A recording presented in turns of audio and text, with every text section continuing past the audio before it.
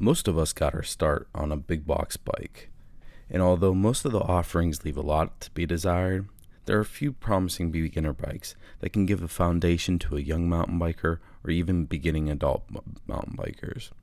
I believe I may have found a diamond in the rough, and here's my review of the 26-inch Huffy Scout coming up right after this.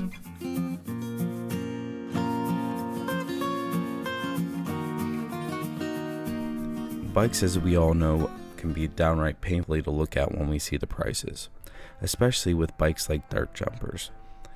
Now, although they are built for the rigors of jumping, they are quite simple compared to other mountain bikes. I'm always looking for promising bikes at Walmart. I know for a lot of us that may be silly and pointless, but for me, I love a good project every once in a while. The 2019 Huffy Scout caught my eyes, as I've been looking for a dirt jumper or some kind of bike for my local pump track, and the geometry kind of reminded me of a dirt jumper. Some would say, "Hey Robert, why don't you just use your Diamondback for the pump track?"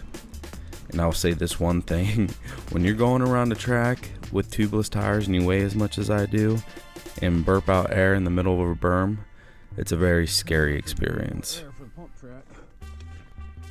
Once I bought the Huffy Scout, I was surprised because the fork is adorned with 80mm on the side of it, and after a few parking lot compressions, it has every bit of that 80mm.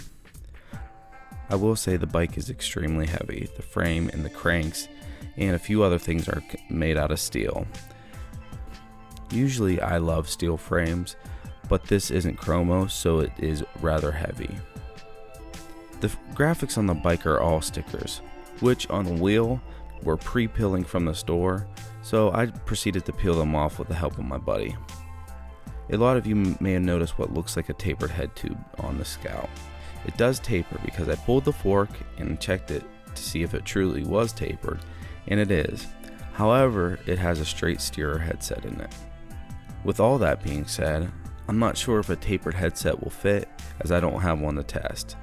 If one will fit, however, this opens a whole slew of options for the future of this bike. The frame has decent welds, and I wasn't nervous to ride it in the least. And I was practicing manuals and bunny hops on the day that I got it. The fork, however, with its 80mm of travel, sounds terrible on decompression. With my quick little 2-hour ride on it, it was already starting to show signs of wear on the stanchions. The group set is a typical big box 3x7. It comes with microshift grip shifters, a riveted chainring, and Shimano flat-faced rear derailleur, as well as a turny front derailleur. The bike is not equipped with a derailleur hanger, and this turns a lot of people off, but it's not that big of a deal, as it is a steel bike and steel is more pliable than aluminum. The bike is equipped with bolted axles and has dual mechanical disc brakes and double walled rims, which frankly kind of surprised me. Although they are heavy, they seem super stiff, and surprisingly, the wheels were true and spokes were tight. The handlebars, however, were not ideal. They would probably be fine for a kid or a light adult, but I would not trust the 2-bolt stem with my 300 pounds. I'll be honest with you guys, I would not ride the bike in its stock form. With the stem and the handlebars like this, I just couldn't trust it. So what I did is I switched it out with some Diamondback ones that I had, and I had my spare Rock Brothers pedals, so I switched out the pedals as well. Now, I'm reviewing the bike on the trail because I do think since it's marketed as a mountain bike, you should know how it performs. Now, straight off the bat, I was pleasantly surprised how well the bike felt, especially on the pump track. The only thing that made me nervous was the noise the fork was making on decompression. However, it was doing a sufficient job even with its screams of mechanical agony. After a quick few laps on the pump track, I was ready to hit the trails. Now, upon first inspection, I didn't think the tires would do a decent job in the loamy conditions of the trail. However, I would say they excelled and greatly exceeded my expectations. I would say they actually outperformed my Gatos on my recoil. The brakes, however, left a lot to be desired, and although I adjusted them to the best of my ability, slowing down this, I'm fully on the brakes, and I'm not slowing down at all. I think the major problem itself was the pads. and maybe the pad material is some long-lasting one, because they seem to be biting good, it just wasn't enough friction building up. The bike is not a great pedaling platform on the trail, and I found my feet would often hit the front tire if I didn't have my feet just right. The 3x7 is a typical big box freewheel and is not fun with a 40-pound bike and myself on it, so I found myself walking up hills more often than not. And personally, I really think this bike should be single speed. My recoil has a small frame, and this was a lot smaller than that, so I would say this bike was made for people 5'6" and smaller.